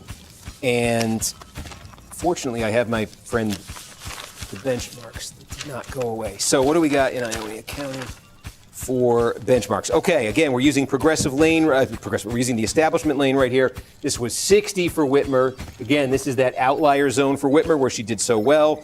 It was 52 was the Biden 2020 number, and 34 was the Clinton 16 number. And we've said, in this part of the state, where the Whitmer number you can kind of dismiss because, again, it's just the home field advantage for her, basically. So dismiss the Whitmer number. We're looking at two benchmarks, Clinton 16 and Biden 20. And we keep saying the Clinton 16 one, it's going to be really low in a lot of places, and yet she nearly won the state because she did so well down here. Even if Stevens gets the kinds of numbers I'm saying she might get out of Detroit, she's not going to do in Wayne County what Clinton did because of what I just said about like Dearborn Heights, places like that. So it means the Stevens number tonight, the benchmark, can't be down here. It's got to be closer to here. How close? That's an art, not a science right now. But look at this. It's really close. She's landed in this county 14 points north of Hillary Clinton and only 4 points south of Joe Biden. And remember, when Joe Biden got 52% of the vote in Ionia County, he wasn't barely winning Michigan. I mean, he won Michigan big because it was a divided field, but his percent, he got 53% statewide, right? So he got a majority with a little bit of a pad, getting 52% out of here. Jesus and here's Christ, Stevens running at 48%. So that's a, if you're her and you said at the start of the night, 48% in a place like Ionia County, I'm not sure what exactly their benchmarks are, but it's got to be close to that. And that's that's why when I'm looking like nearby at Eaton County, that's why we've been saying, is that Stevens number, it's already close. Is it going to land in Eaton County, kind of where we just showed you in Ionia County? Is it going to land, I see Ingham. Is it going to land in Livingston like that? I say she has to do a lot. Those are the things, what she just did in Ionia, can she replicate it in play? Here we go. Ingham County. This is Lansing. Now, okay, this is 13% of the vote in Ingham. Is this vote by, what are we looking at here? It's a broad base of vote mode. I'm trying to look if it's from a particular municipality, but I haven't quite nailed that down yet. Okay, so Ingham, and we're going to check in on the congressional race in a second because this is key to that congressional race in the 7th district. I haven't been meaning to give those congressional races short shrift here, but Ingham County, again, this is, Gretchen Whitmer was the county prosecutor in Ingham County. So when I said she had the home field advantage, she really had it there. So as our benchmarks go for Stevens, Whitmer got 63, but put an X through it. That's her home county. Okay, realistically though, when I say this is like a very liberal county, the number that Joe Biden got out of Ingham was 45. Number that Hillary Clinton got was 43. He's only asking that because and Adam's trying to figure out what type of vote we're looking at, but the number Stevens is starting at here is 40. It doesn't look like it was from Lansing. It looks like it was from some of the perimeter townships and maybe Mason as well. And in a mix of vote type. Yes, exactly. Okay, so, what are we talking about? Sorry. Okay, we're doing a Michigan hit in how long? Okay, folks, we're going to do another Michigan hit in a minute. We do have another update out of Oakland as well. Yeah. We got another 11,000 votes there. Yeah. Stevens wins this most recent batch 51-46. Okay, and again, this continues to be like a mix, huh? I think this continues to be a mix. We have a little bit less transparency into what's going on in Oakland in our system here, so it's a little bit rougher. Okay, so we're going to go do this hit here in a second. I'll stop talking, but we're now inching up, past a quarter of the vote. Stevens has got this down to 6. You've seen the statewide margin, 8, 7, 6.5. It's sitting at 6 right now. Again, there's a lot of blank space on this map. We did get a little Genesee, but a little. County clerks, municipal clerks in Michigan, if you want to be like nationally famous, report out a ton of vote, and I will make you a star for the next time. I need a county to give us a ton of vote. All right, here we go.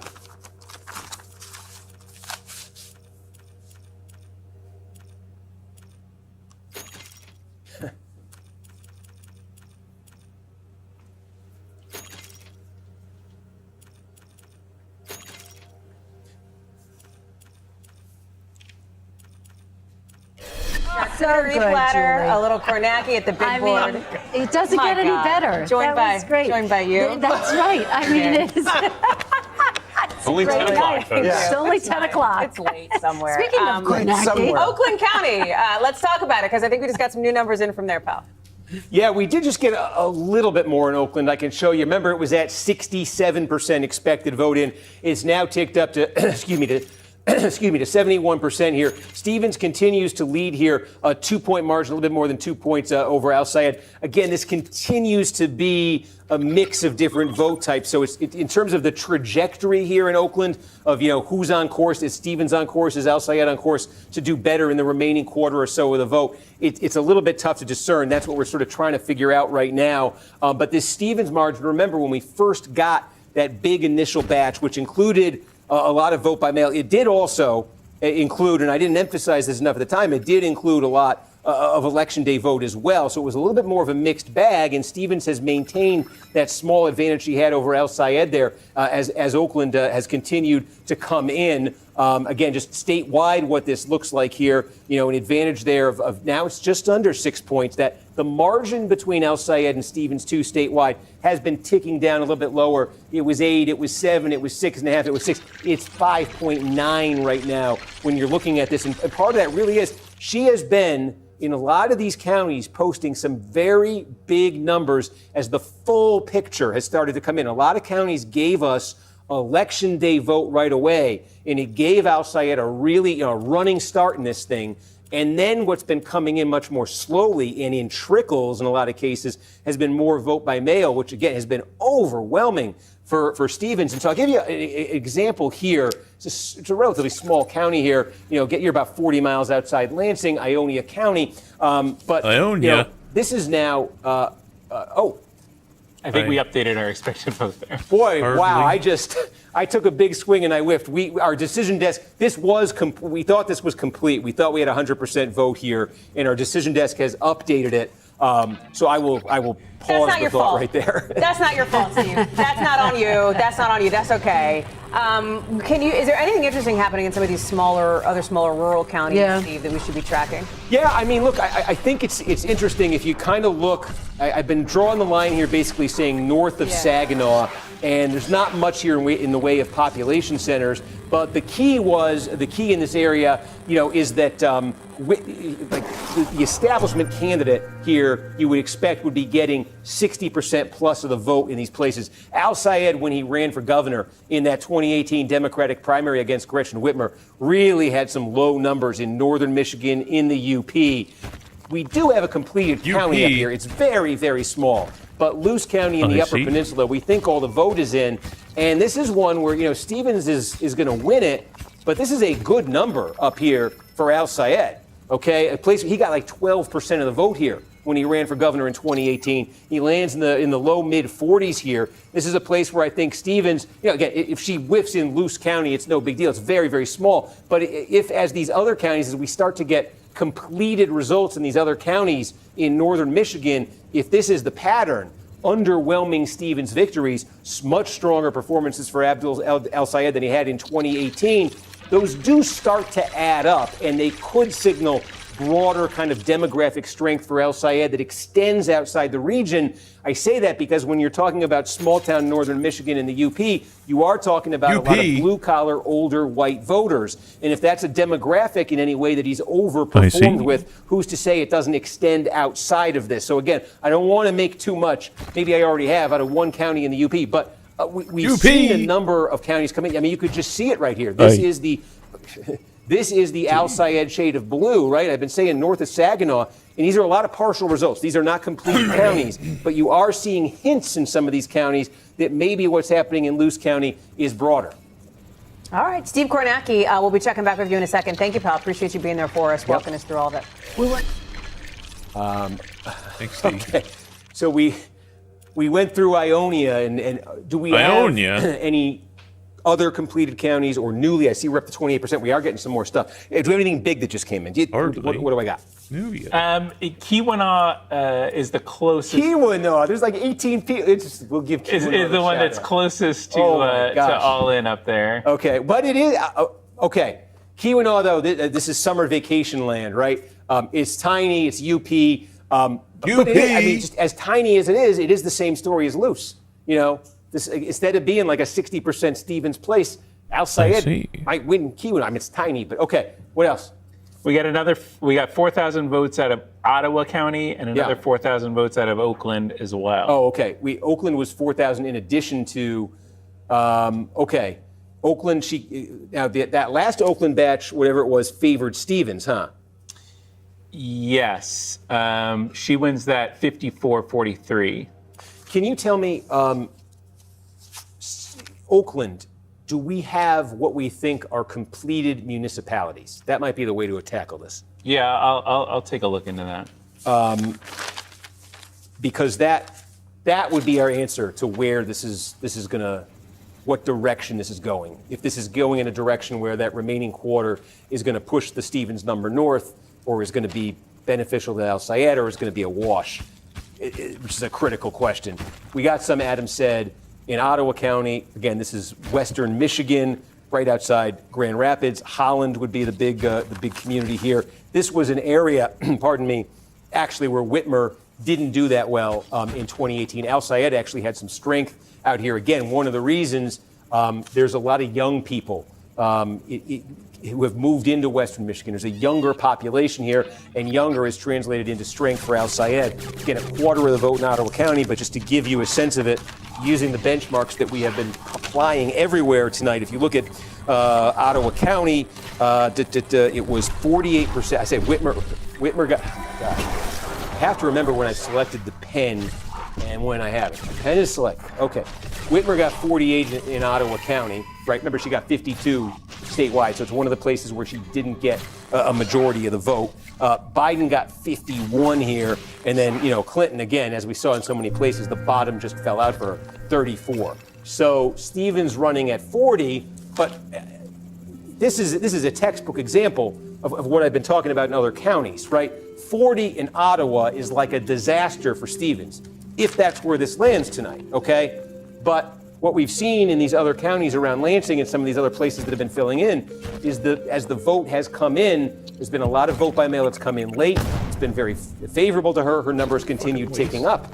So if another way of looking at this is, with a quarter of the vote in, is this her starting point? Is she starting at 40 in Ottawa County, and could she then tick her way up to 48, to around 50% of the vote? Because I think that's probably about what she needs to get out of a place like this tonight. And we've seen that happening in some other counties. So that's, as Ottawa starts to come in, that's what we're kind of going to be looking for. Grand Rapids, Kent. We got 18% of the vote out of Kent in like 6 minutes, I think, at 8 o'clock. It's 10:15 and we're at 24%. Eaton, I just want to see, we've been at 89. We're getting close to complete in these places. That's why I'm showing them. Livingston's ticked up to 78. Stevens is sitting there basically close to 46%. Ingham County, we've ticked up to 15%. Stevens is running at 40. I did want to check in. Ingham is very significant in this congressional primary here. Yeah, okay.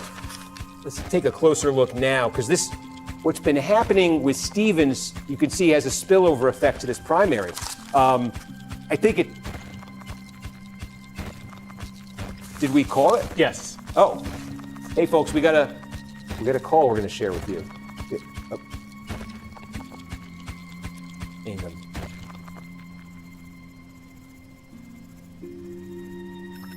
Wait, they're in an interview. Okay. Okay, folks, there is going to be another News Now hit. I don't know if you can hear the show or anything, but that's what I'm. Oh.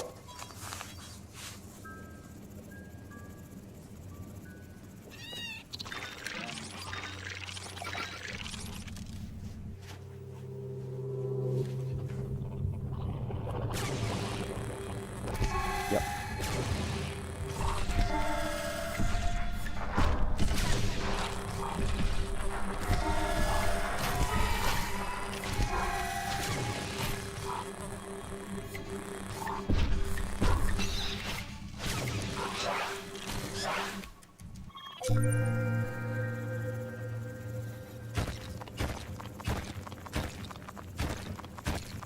Okay, folks, I'm sorry, folks. I don't know if you can hear. They're interviewing a member of Congress. I obviously wait my turn, but that's why I'm being silent here. But 7th District, just as that late counted vote has favored. Bro, what the fuck? Sorry. Okay.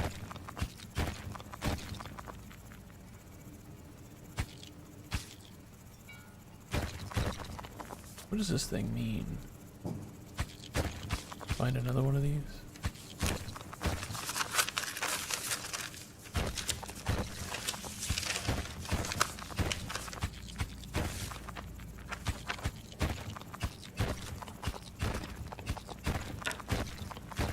Okay, folks, I'm sorry, folks.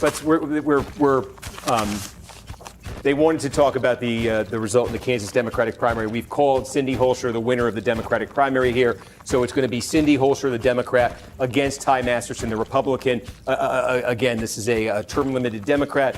This will be the Trump-endorsed candidate. The candidate of Governor Laura Kelly loses. Okay, she had not endorsed the. Let's go back to Michigan. That's where we want to be. Okay, I was looking at Michigan 7 because what's been happening in the Senate race there, okay, in that Senate primary, where you've seen Stevens in. Are we? Back to Steve Kornacki at the big board on what just happened in Kansas. Cindy Holscher will be the Democratic nominee for governor. Steve, how did it happen? Yeah, I mean, take a look. A very close race here. By the way, Kansas very quick at counting their vote. We got more than three-quarter in. Holscher now opening up a very healthy advantage there over Corson. I think one place to take a look right here in Johnson County, because Johnson County is more than a third of the vote statewide for Democrats in this primary. Okay, you're right outside Kansas City, Missouri, Kansas City, Kansas for that matter. Rapid, explosive growth here. There's like 650,000 people. And all three of these candidates, Holscher, a state senator, Corson, a state senator, Kurt Skoog, the mayor of Overland Park, all three of them from Johnson County. So in some ways, to me, the question tonight was going to be, is this a Johnson County primary? One of the winners, they got to decide from three of their favorite sons, favorite daughters. Johnson County ends up going for Holscher here, wins this by about a 4,000 vote margin. You can see she also posts a win here of a similar margin. This is Kansas City, Kansas right here. She did extremely well here. Douglas County, where the University of Kansas is. Shawnee County, where the state capital Topeka is. Still vote to come right there. But these are the big population centers here. Really big numbers for her down in Wichita, where Sedgwick County is. And so she did, as the night goes on, pull away from Corson. And so you have that dynamic. And the Republican side, Ty Masterson, endorsed by Trump. This is the story we've seen in so many Republican primaries. Trump endorses. Trump gets his candidate in Kansas. On the Democratic side, I think you said Laura Kelly, Democratic governor, sided with Corson in this, does not get her candidate. Which is so interesting because she has gangbusters popularity in the state of Kansas. I mean, I think she's one of the top 10, most popular, like highest approval rating governors in the country, and had thrown that weight behind Ethan Corson, who was very happy to talk about that when he was on the campaign trail. The other piece of this too, Kansas hasn't elected a Democratic senator, I think, since the 30s, but it is one of 5 states that is represented by a Democratic governor that in a state that Donald Trump ended up winning, Steve. So there does seem to be some interesting dynamics at play. I feel like if the theme of the night is you can't paint with a broad brush, right? Like this maybe is part and parcel. Yeah. Yeah, I mean, look, I think one thing we've seen is gubernatorial races can kind of defy the tribalization, polarization of national politics much more than federal races can. Races for the U.S. House, races for the Senate. So you'll see a state like Kansas that's a reliably red state in a presidential election have circumstances where it will elect a Democratic governor. You'll see a state like Massachusetts not too long ago, one of the most Democratic in the country. Charlie Baker was a two-term Republican governor from 2014 to 2022. Vermont, does it get more Democratic than Vermont? Currently has a Republican governor who's running for re-election. So I think you get a little bit more of that sort of ticket splitting is not a thing we see that much at the national federal level. You do still see it a little bit under some circumstances at the gubernatorial level. So, Steve, obviously, the big race we're watching, we have to go back to it in Michigan.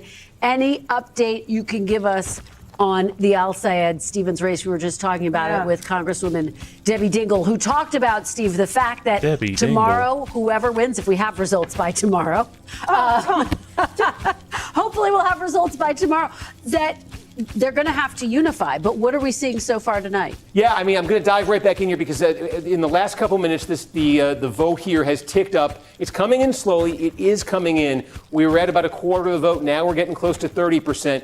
One thing, very big picture that we're seeing, it continues to happen here, is that Stevens in that sort of bottom line number against El Sayed, it continues to tick down. 58, 45, 6. It's now 5.2. We said 8, we said 7, 6.5, 6, and inside of 5. Now we're getting down close to so this continues to shrink here. There is still a lot to come here. It's sort of uneven where the vote is coming from. I'm going to look here. I'll see some of these for the first time myself. I just want to see. We started to get vote in Lansing, state capital, big Democratic bastion. This is a place where Al Sayed wants to do very well tonight. I think he sort of depends on it. Livingston County next door. I will say, and to Grand Rapids, if we get anything more? No. I'm just checking these kind of for the first time here myself. Genesee County, Saginaw County, so not a ton more in those places. The story really has been, though, that there was a bit of a mirage early, I think, in that the Election Day vote in some places got reported out very quickly and huge for Al Sayed, and in a much longer process in not all. We haven't seen this in all counties. But we've seen this in a fair number of counties now where Stevens has chipped away at that early advantage that El Sayed has had and has given herself numbers, Eaton County. She's getting close here to a number that I think coming into the night she would have wanted to have. It didn't start out that way. That's the same story next door here in Livingston County. We're looking for other counties on the map we can measure where we've got this much vote in. There aren't many counties right now where you're looking at 75, 80, 90, 95% of the vote in. We showed you last time there is some evidence, some limited, in northern Michigan in the rural parts that Al Sayed might be outperforming there too. So that becomes a factor, maybe a bit around the edges, but it certainly could become a big factor. But it's been notable to me. I think there were some initial big numbers in some of these places that suggested at the start of the night, this could be a runaway for Al Sayed. Wow. I think it's come back around a bit the other way. The question is, how far back around is it going to come? And I think what we just need, we say Wayne, that's true. But what we really need right now is some substantial counties to get to basically 100%. Because so much of what we're doing right now is, well, she's doing good with this vote, he's doing good with that type of vote, if it does this, if it does that. When I can see a couple of these actually get to 100%, I think it'll clear up fast before we get to Wayne. All right. Well, we are on pins and needles. Steve Kornacki, thank more you vote out of so Detroit. much. We appreciate That we got absentee more just vote came out in. of Detroit. I'm sorry, yes, we That pre-process absentee just came in out of Detroit. It's another 45,000 votes. Okay. This is the vote by mail in Detroit. Yep. This is all of Wayne County. This isn't just Detroit that you're looking at. But if you were seeing this before, Al Sayed had a narrow lead with a very scant number of votes counted in Wayne. We've now added the vote by mail for the city of Detroit. And Adam, what were the margins on that? Yeah, Stevens gets 74, Al Sayed gets 22. Wow. So now. That's a very, very big number for her, obviously. She's winning the vote by mail. This is what you wanted to see. By 52. What we now need to see is the second piece of it. This is like a boxing match, right? Yeah. She just took her best punch. Now Al Sayed's going to take his best swing with the election day vote. Right. Yeah. How does it look compared to that? But I think one thing that's interesting that we've been looking at as these votes have been coming in, one model we've kind of had in our minds here is that gubernatorial primary in 2018 when Gretchen Whitmer won.